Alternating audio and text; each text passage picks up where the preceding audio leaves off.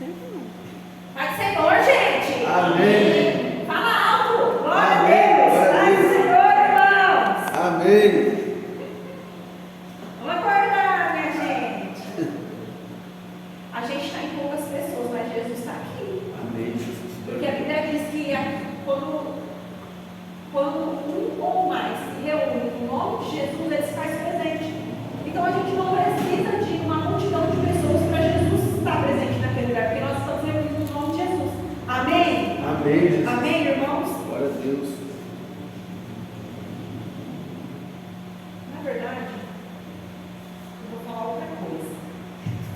Tenha paciência comigo, irmãos. Sou iniciante. Vocês estão me ouvindo bem? Amém. Amém? Estão ouvindo? Essa vez só um pouquinho esse daqui, fazendo favor. Aí, tá bom. Quem tem promessa de Deus? Amém. Ergue a mão, quem tem promessa de Deus? Vocês sabem o que são promessa de Deus? Sabe qual que é a definição da palavra promessa? Alguém que sabe? Alguém quer responder? Ninguém quer responder? Eu vou pegar a definição de dentro do dicionário do que quer dizer promessa. Promessa ela é uma afirmativa, é um juramento de que se fará ou que se dará algo a alguém.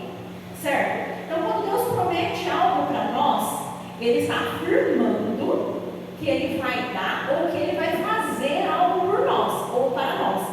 Amém? Então, nós temos promessa de Deus. Eu tenho promessa de Deus. Os irmãos também têm promessa de Deus. Você tem algo que Deus falou para você, afirmou que Deus vai fazer? Então, isso é promessa de Deus para a sua vida. E eu quero dar alguns exemplos do que é que Deus promete para a nossa vida. Então, de todas as promessas, a Bíblia tem mais de 3.000 promessas dentro da palavra. 3.000, né, irmão? 8.000. 8.000? Mais de 3.000, quase que eu acertei. Eu sabia que era entre 3 e 5, mas o irmão aquele é mais experiente, então eu pergunto as coisas para ele. Se vocês querem saber alguma coisa da Bíblia, irmãos, pergunta para o Washington. E não é para a glória dele não, tá, que eu falo isso, porque ele não é nada sem Jesus. Verdade. Então é porque ele estudou para isso e ele tem sabedoria que Deus tem dado para ele. Irmãos, é verdade, pode se aceitar, porque vai que eu demoro, né? Prometo não demorar, mas vai que, né? Vai que, né? Então, dentre as promessas de Deus, eu vou citar algumas. Salvação é promessa de Deus. Cura é promessa de Deus. Paz é promessa de Deus. Provisão, prosperidade, bênçãos e etc. Tudo isso é promessa de Deus. E para não ficar só na minha palavra, eu vou ler um texto para vocês que está em Hebreus. Subiu o Hebreus. Em Hebreus 6, Glória a Deus. versículo 13. Eu vou ler um texto, vocês já sabem que a minha tradução é um pouco diferente, né? Mas vocês podem acompanhar. Mas eu queria que vocês prestassem atenção na minha tradução, porque vai ficar mais fácil vocês entenderem a linha de raciocínio. Tá? Então, Hebreus 6, versículo 13, fala assim, ó. Quando Deus fez aquela promessa a Abraão, Ele a endossou. A palavra endossou quer dizer garantiu. Então, Ele garantiu, pondo a própria reputação em jogo. E Deus disse, eu prometo que eu abençoarei com tudo que tenho. Bênçãos e bênçãos e bênçãos. Abraão, ele se agarrou a isso e recebeu tudo o que lhe foi prometido. Quando alguém faz uma promessa, oferece também uma garantia, apelando para alguma autoridade acima dele. Assim, se houver alguma dúvida a respeito da promessa, a autoridade entra em ação, decidindo qualquer questionamento. E Deus, como garantia das suas promessas, Ele deu a sua palavra. Então, eu vou explicar esse rolê aqui para vocês, para ficar mais fácil o entendimento. Então, o que Deus fez? Deus fez uma promessa para Abraão. Deus afirmou que daria bênçãos e mais bênçãos e várias bênçãos para Abraão. E Ele endossou. Então, Deus garantiu. A palavra endossou quer dizer garantir. Então, Deus garantiu para Abraão que ele iria cumprir aquilo. Como garantia dessa promessa, Deus deu a sua própria palavra. E o que Abraão fez? Ele se agarrou a essa promessa. Eu vou trazer essa situação para uma situação cotidiana, não é normal, mas só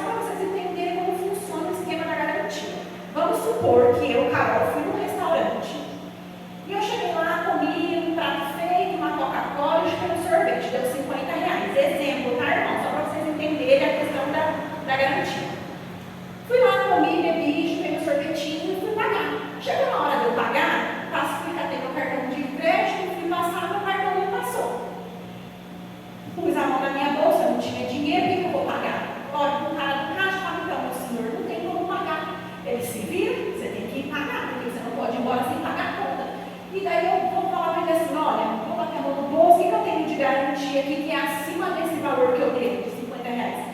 Normalmente a gente não sai sem celular na mão. E hoje qualquer celular é acima de R$50. Então, só para vocês entenderem, eu vou pegar meu celular e vou falar para o dono do caixa, olha, como garantia que eu volto para te pagar, fica com o meu celular. O que você acha que ele vai fazer? Eu acho que ele vai aceitar. Por quê? Porque meu celular por menos de R$1 ele não vende. E minha conta é de R$50. Então eu vou dar como garantia uma coisa de valor que eu tenho comigo no momento, para que ele acredite que eu estou sendo fiel no que eu estou prometendo para ele, porque eu estou prometendo que eu volto para pagar. Então eu tenho meu celular como garantia para o caixa. Então eu volto na minha casa, pago e pronto. Entenderam o rolê aqui, irmãos? Então assim funciona a garantia. Então Deus, como garantia da promessa que ele fez para Abraão, ele deu a sua palavra, porque é o que Deus tem de mais valioso, é a sua palavra. Deus, ele não volta atrás no que ele fala. Deus, ele não racha a palavra dele. Tudo que ele fala, ele faz, porque não existe variação na palavra de Deus. Não existe nada que mude, que transfira, ou que quebre, ou que se transforme dentro da palavra de Deus. Entende, irmãos? E Deus, ele usou a sua garantia, a palavra dele como garantia. E a Bíblia continua dizendo que é uma garantia sólida como uma rocha. Sólida como uma rocha, é uma certeza absoluta. Deus, ele não pode quebrar a própria palavra dele. E como sua palavra não muda, a sua promessa também é imutável. Agora, eu quero que vocês entendam. Quando Deus, ele promete algo para nós, isso não muda, isso não se quebra. Isso não volta atrás, isso não racha. Então, se Deus fala, ele promete. Se Deus promete, ele cumpre. Da parte de Deus não existe, não vou fazer mais. Mas eu vou citar duas situações que impedem essas bênçãos de chegar até nós. Porque aqui, fala assim, Abraão se agarrou a isso e recebeu tudo que lhe foi prometido. O que Abraão fez? Para você se agarrar numa promessa, a primeira coisa que você faz é o quê? Acreditar. Porque não tem como eu me agarrar numa promessa, ou me agarrar em algo que me é dito ou prometido, sem eu acreditar que aquilo vai acontecer. E para mim acreditar, eu preciso colocar a minha fé em ação. Então, a primeira coisa que Abraão fez em se agarrar naquela promessa foi acreditar. Então, não adianta eu esperar que algo de Deus cumpra na minha vida se eu não acreditar, se eu não colocar a minha fé naquilo ali. Porque não tem como. É como eu disse, a palavra de Deus ela não muda, só que o meu comportamento diante da promessa impede essa promessa de acontecer na minha vida. Então esse é o primeiro fator, fé, você não acreditar. E a fé é o seguinte, irmãos, não adianta você crer hoje e amanhã não. O que você creu hoje não vai te isentar do que você não creu amanhã.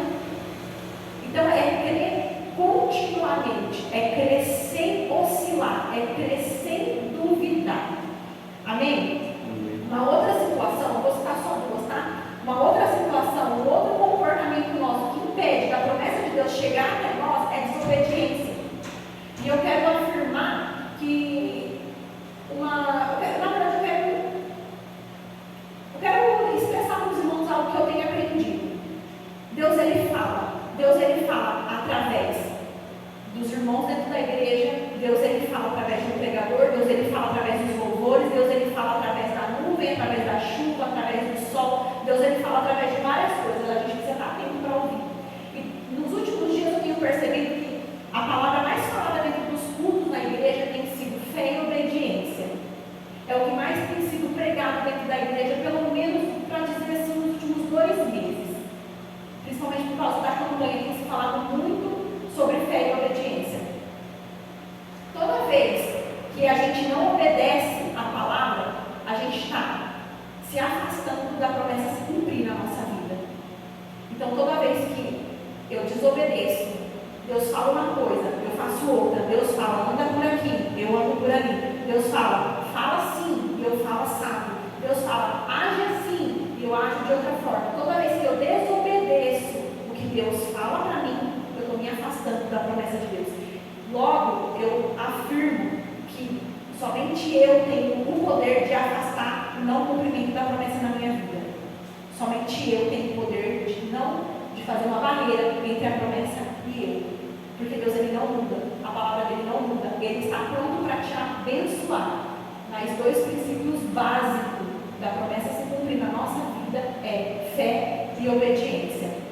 E eu quero trazer essa palavra de obediência para a nossa vida de dizimista e ofertante dentro da casa de Deus. Porque, na verdade, gente, eu falei tudo isso, mas a gente está falando de finanças também. Isso também se aplica à finança. Por quê? Porque ser dizimista, Deus tem promessas para a gente dentro do cumprimento desse estatuto. Então, quando nós cumprimos esse estatuto, cumprimos essa ordenança de Deus, a promessa de Deus está sobre a minha vida.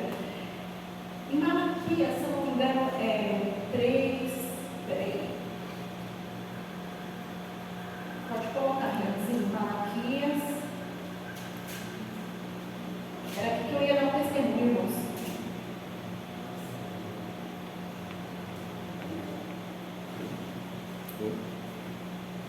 Irmão, onde que está escrita a parte com maldição, sois amaldiçoados? Malaquias 3? 3:10 em diante, né? 3:10 em diante? Põe para mim, assim. Antes, não é antes? 8, né? Põe no 8, por favor. Ah, lá, no 9. Então, aqui, Malaquias 3:9 fala assim, ó, com maldição sois amaldiçoados, porque me roubais a mim, vós toda a nação. Então, aqui, quando a gente não obedece esse princípio, a gente tem a maldição sobre nós. Certo? Pode prosseguir, por favor. Aí continua, trazei todos os dízimos da casa do tesouro, para que haja mantimento na minha casa, depois fazei prova de mim. Próximo, por favor. Diz o Senhor dos Exércitos, se eu não vos abrir janelas do céu, isso é uma promessa, e não derramar sobre vós bênção tal, que dela vos advenha a maior abastança. Próximo, e por causa de vós repreenderei o devorador, para que não vos consuma o fruto da terra, a vide do campo não serás estéril, diz o Senhor dos Exércitos. Então isso é uma promessa. Por quê? Porque quando a gente não dizima, a Bíblia fala o quê? Com maldição sois amaldiçoados. Então eu trago maldição para a minha vida quando eu não dizimo e quando eu não oferto. Agora, a promessa de Deus de que Ele vai trazer bênção sobre mim, que a partir do meu ato Ele vai repreender o devorador e que as janelas do céu, as portas do céu vai ser abertas na minha vida. Isso é uma promessa a partir do momento que eu obedeço a palavra de Deus. Certo? E está muito longo, né, irmãos? Eu vou deixar para contar o testemunho da próxima. Então, pode contar. Posso contar o testemunho? Então, eu quero contar um testemunho dentro dessa. Qual é o 10, por favor, Liana? Não é o 11, que o 11 é cumprido, né? Vou contar um testemunho em cima disso daqui, ó. E por causa de vós repreenderei o devorador, para que não vos consuma o fruto da terra. Próximo. E a vide do campo não vos será estéril. Então, dentro dessa passagem aqui na minha Bíblia fala assim, ó, no que depender de mim, eu vou defender vocês contra os saqueadores e proteger seus campos e hortas contra os ladrões. Vou contar um testemunho. Bom, eu não preciso falar que eu sou dizimista e fiel, né? Seria muita hipocrisia da minha parte estar aqui com o microfone na mão falando para vocês serem dizimista e fiel se eu não fosse. E realmente eu tenho sido dizimista e ofertante fiel na casa de Deus. E eu tenho realmente colocado Deus à prova na questão, tipo, eu tenho feito sempre a mais, nunca tenho feito a menos. E Deus tem me honrado. E Deus tem me honrado de uma maneira que tem transbordado. Porque, como eu disse para vocês no culto desses anterior, prosperidade, ela não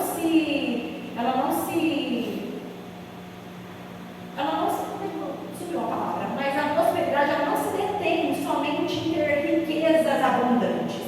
Esse era o meu pensamento há um bom tempo atrás. Eu achava que para ser próspero, a gente tinha que ter muito dinheiro, tinha que morar numa casa muito boa. E eu venho entendido que prosperidade é não ter falta de nada. De nada. E Deus tem me prosperado, porque eu tenho cumprido esse princípio, eu tenho cumprido esse estatuto, não só eu, como meu marido e como a minha filha. Dentro da minha casa nós temos cumprido esse princípio de Deus. E eu passei por uma situação seguinte, eu tenho uma máquina de lavar roupa, eu tenho ela há mais ou menos uns 7, 8 anos. E é daquelas máquinas de lavar roupa cheias de frescura, sabe, irmãos? Igual eu. Cheia de frescura a minha máquina. E eu tive muito problema com a máquina, e daí um dia eu falei assim, vamos comprar uma máquina nova, mas dessa vez eu quero comprar uma máquina boa. Aí fui lá e comprei uma máquina boa. Isso há 8 anos atrás. E daí, realmente é uma máquina boa. Porém, por ser uma máquina moderna, não tem assistência aqui na cidade. E num desses temporal que teve aqui no bairro, não sei se lá na sua casa é assim, Sueli, mas aqui no bairro o vento fez a energia acabou. Então oscila demais a energia na minha casa. E numa dessas oscilações, a minha máquina, apagou. A hora que eu olhei a bichinha assim, ela tá funcionando, eu falei, as donas de casa que me reconhecem, gente, porque quem somos nós tendo uma máquina de lavar roupa dentro de casa? Vocês imaginam o transtorno que eu passei indo na casa da irmã lavar roupa. Não por ser transtorno de, mas gente, a gente precisa lavar roupa. E para nós, donos de casa, a lava-roupa é o nosso braço direito dentro de casa. E eu fiquei sem minha máquina. A minha princípio, a minha vontade foi de xingar, de murmurar, de cuspir fogo. Por quê? Porque eu sou ser humano, gente. Eu passo por toda a variação de estresse que uma mulher passa. E você imagina uma mulher passando pelo estresse de ficar sem a máquina de lavar roupa. Eu fiquei muito irritada. Mas a princípio, o que eu fiz foi engolir. Falei, não vou murmurar, porque todas as coisas cooperam para o bem daqueles que esperam em Deus. E eu me agarrei nisso daí. Tudo coopera para mim. Engole o fogo, dragão. Não fica pensando mal. E daí o Leandro falou para mim assim, não, liga na Energisa, porque eles têm que se responsabilizar por isso. Eu falei, Leandro, será, meu filho? Vou ligar na Energisa, mas e aí? Mas ele teve mais perto que eu, viu? Ele teve mais perto que eu. Aí eu falei, tá bom, vou ligar na Energisa. Liguei na Energisa, passei horário, passei tudo, mandaram um técnico na minha casa, fizeram um laudo. Esse rolê todo demorou 40 dias, tá? Eu fiquei 40 dias sem máquina de lavar roupa, lavando roupa na casa da irmã. E aí, no final de todo esse trâmite, eles me ressarciram o valor total da máquina. E me deram um valor na minha conta, para me comprar uma máquina melhor do que a máquina que eu tinha. Então, sabe, a minha máquina tinha garantia do motor de 10 anos. Eu tinha já 7, 8 anos que eu estava com ela, digamos que eu tinha mais 2, 3 anos de garantia. Hoje a minha máquina nova tem mais 10 anos de garantia do motor. Então, tudo coopera para o bem daqueles que esperam por Deus. Então, não murmura, irmãos, quando uma situação cair sobre você, uma aflição vier, alguma coisa que você sabe que você vai cuspir fogo, engole o fogo, não gosto do fogo. Creia apenas, porque tudo coopera para o bem. E é o que Deus fala aqui, ó, no que depender de mim, eu vou defender vocês contra os saqueadores e proteger seus campos e horta contra os ladrões. Deus protegeu a minha finança, porque imagina eu tendo que desembolsar um valor meio gordinho, irmãos, para comprar uma máquina de lavar roupa. Hoje, uma máquina sem vergonha, né? Vamos dizer assim, uma máquina malemar está custando 2.000 e pouquinho, porque eu andei pesquisando muita máquina. Imagina eu ter que comprar uma máquina meia boca, teria que desembolsar esse valor para poder comprar uma máquina nova. Então Deus ele é fiel. E um detalhe, dentro do valor que eu recebi para comprar a máquina, eu consegui comprar uma máquina melhor do que a minha, e ainda me restou, vou falar em valores, tá? Para vocês glorificar o nome de Deus. E ainda me restou de despojo, lembra que eu falei sobre o despojo esses dias? E ainda me sobrou de despojo R$900 na minha conta. Então Deus ele é bom. Quando você é fiel a Ele é fiel a você. É igual fala, se não me engano, acho que é no 7, fala, não, 9, 8, alguma coisa. Fala assim, aqui ó, bem no comecinho, acho que é no 7. Voltai para mim, que eu voltarei para vós. Aqui fala, tornai para mim, que eu tornarei para vós. Então, é assim que Deus trabalha. Para o bom, Ele se mostra benigno. Para o fiel, Ele se mostra fiel. Então, irmãos, isso fique como reflexão. Eu sei que eu fiz vocês me ouvirem por um bom tempo. Peço que vocês se coloquem de pé. E sejam fiéis. Tenham fé, sem duvidar no coração. Obedeçam à verdade, obedeçam à palavra de Deus. E creiam, irmãos, porque Deus ele guarda, ele protege. Amém? Você tem a sua oferta, o seu dízimo. Glória a Deus. Segure nas suas mãos. Ou não segura, faz o que você querer. E vamos orar em nome de Jesus.